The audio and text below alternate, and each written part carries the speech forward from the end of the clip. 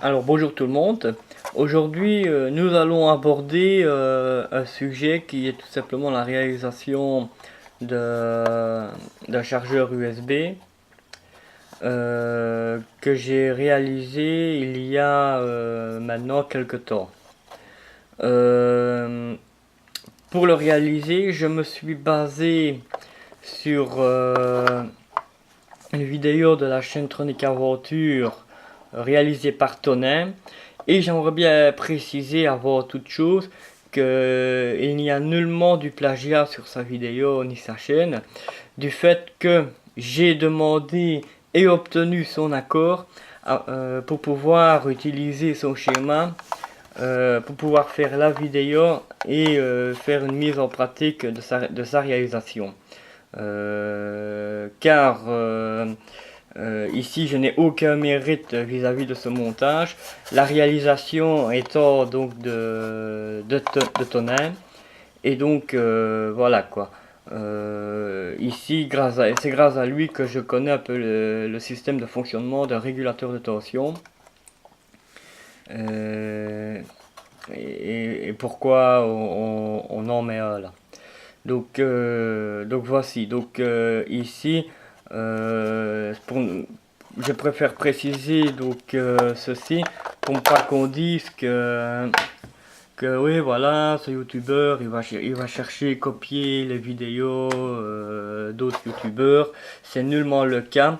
J'ai encore une fois j'ai l'accord pour pouvoir faire cette vidéo dont le lien vers sa vidéo sera de toute façon mise en description de cette vidéo-ci. Comme vous pouvez constater, j'ai repris le schéma sur la vidéo de Tonin, auquel j'ai simplement rajouté une prise USB. Et c'est pas repris sur le schéma, mais j'ai rajouté ici un interrupteur pour de mise sous tension du système. Donc, comme l'explique bien Tonin dans sa vidéo, on a une diode ici qui va servir de diode de protection pour éviter toute inversion de courant ou retour de courant. Nous avons deux condensateurs, un régulateur de tension. Voilà. Et pour l'utilisation de ce circuit, une prise USB. Le courant, lui, il va venir se comporter comme ceci. Donc en partant du sens conventionnel des électrons, il va venir traverser la diode. Une fois la diode traversée, il ne saura plus faire marche arrière. Donc d'où qu'elle est placée comme une diode de protection, quoi. Donc le courant, en sachant qu'il veut poursuivre le chemin le plus rapide ou le plus court ou le plus facile du moins pour rejoindre le pôle inverse, il va venir commencer par traverser le condensateur. Tant que le condensateur se charge, le courant va pouvoir passer. Une fois que le condensateur sera chargé, donc le courant lui ne saura plus passer comme ça. Du fait que le condensateur aura atteint sa limite de capacité, le courant ne sachant plus passer par là, il va vouloir alors continuer sa route en allant traverser le restant du circuit. Donc du coup, nos 9 volts ici vont venir rentrer dans le régulateur de tension. Ce régulateur est alimenté de 1 par la tension d'entrée qui lui est appliquée et par le pôle négatif de l'alimentation du système qui se trouve ici. Donc ici on voit que c'est un régulateur 7805, donc ce qui veut dire le 7805 va fournir une tension régulée de sortie en 5 volts. Donc voilà, donc ici le courant la tension de 9 volts entrant va venir il va venir dans le régulateur, et le régulateur lui va se débrouiller pour réguler la tension pour qu'en sortie nous ayons une tension de 5 volts du fait que c'est un 7805. Cette tension régulée, elle va venir charger, donc le condensateur va venir passer comme ça pour essayer de rejoindre plus facilement le pôle négatif. Il va venir charger le condensateur, mais vu que le condensateur ici est a une valeur beaucoup plus faible que celui ici, ce qui aura pour effet qu'il va se charger beaucoup plus rapidement. Donc ici c'est un 100 nanofarad, ici un 100 micro. Donc celui-ci il a une capacité 1000 fois plus petite, donc une vitesse de chargement 1000 fois plus petite, 1000 fois plus rapide aussi. Donc une fois qu'il est chargé, le courant passant plus là, il va venir, le courant va venir se mettre ici en attente dans la prise USB. Donc en attente, pourquoi?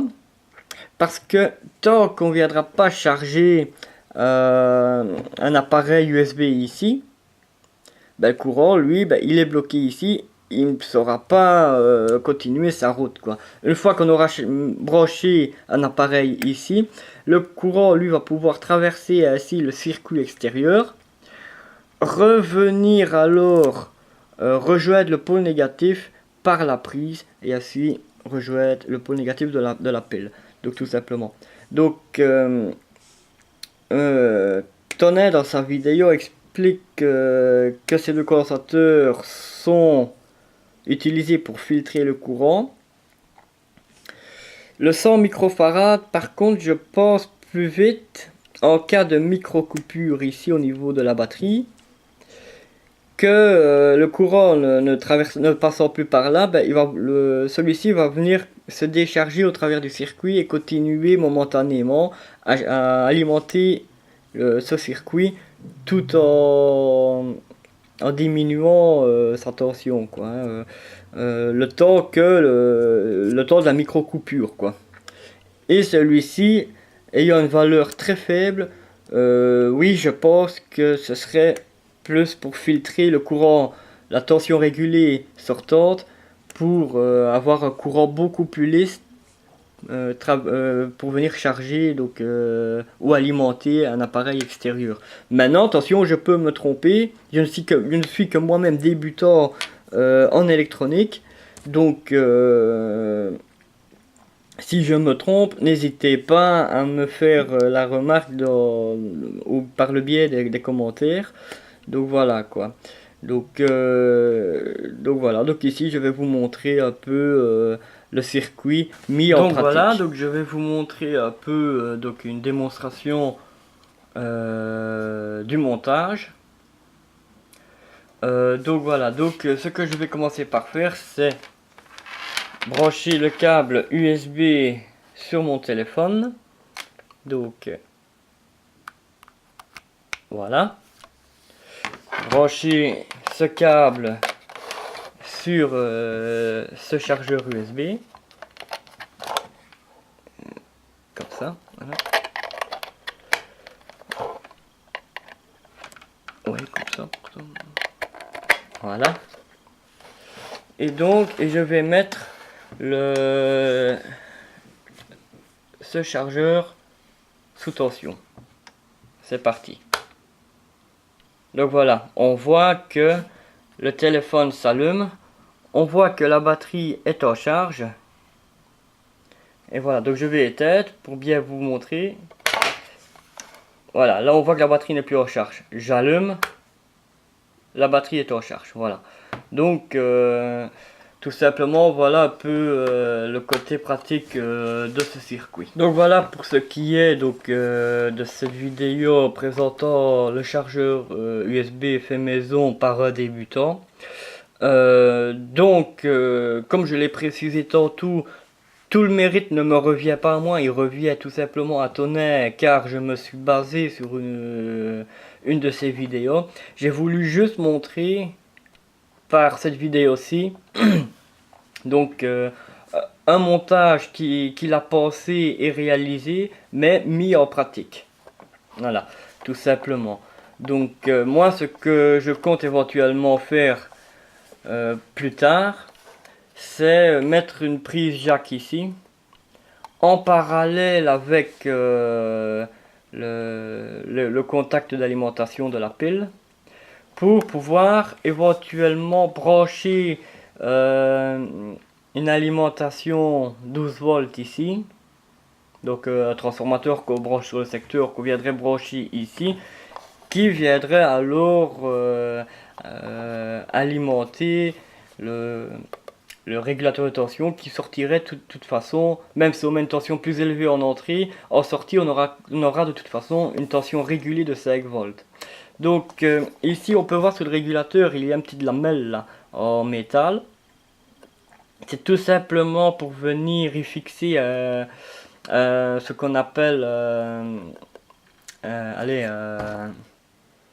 un petit radiateur qui va venir baisser la température de ce composant au cas où on viendrait mettre en sortie de celui-ci une charge trop importante. Ici le téléphone a une charge, je veux dire vraiment fort minime, ce qui n'aura pas pour effet de venir chauffer le régulateur de tension. Maintenant on viendrait brancher plusieurs appareils en sortie de celui-ci. Fatalement le régulateur se mettrait à chauffer et donc il lui faudrait alors appliquer un petit radiateur, un dissipateur thermique, voilà, un dissipateur de chaleur qu'on devrait mettre là pour évacuer plus facilement toute la température qui sortirait hors de ce composant-ci. Donc voilà. Donc